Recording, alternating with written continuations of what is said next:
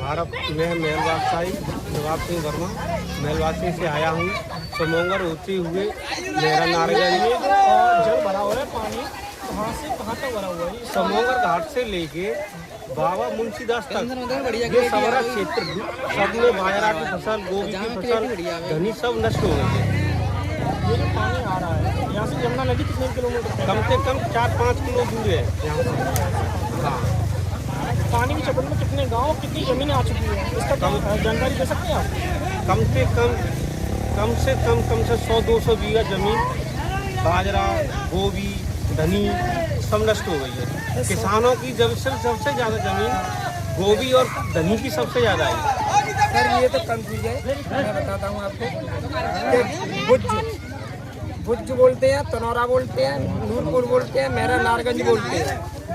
बिंदु का नंगला है, 18 पारौली, बगदो, बरौली गुजर और कुमरगढ़, आम होद और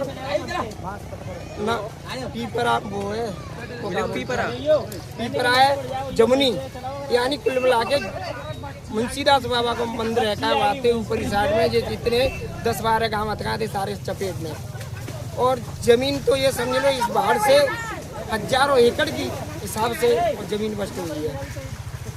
और मिर्च और धनिया, लौकी, कदुआ ये तो पता ही नहीं कि 1000 एकड़ जमीन थी यहाँ पे।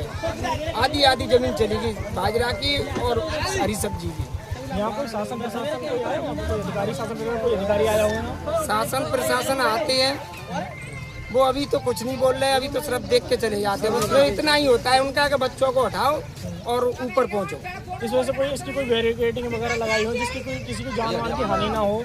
हाँ, वो तो उनने अपनी ऐसी कोई सुविधा है? ऐसी सुविधा सब रखी है। वैसे तो उनने अपने गाड़ी भी रखी थी, उनने पुलिस भी लगाई थी, ठीक है, और उनने डॉक्टर भी लगाए थे। वैसे तो उनने अपनी पूरी मान लो फॉर्मेलिटी पक्की करी है। कुल मिला के ये है कि ये पता नहीं अब ये खेती पे फसल पे जो हानि आई है इसके लिए क्या करेगी सरकार, वो तो प्रशासन करेगी। उधर कोई मकान वगैरह कोई रह रहा है?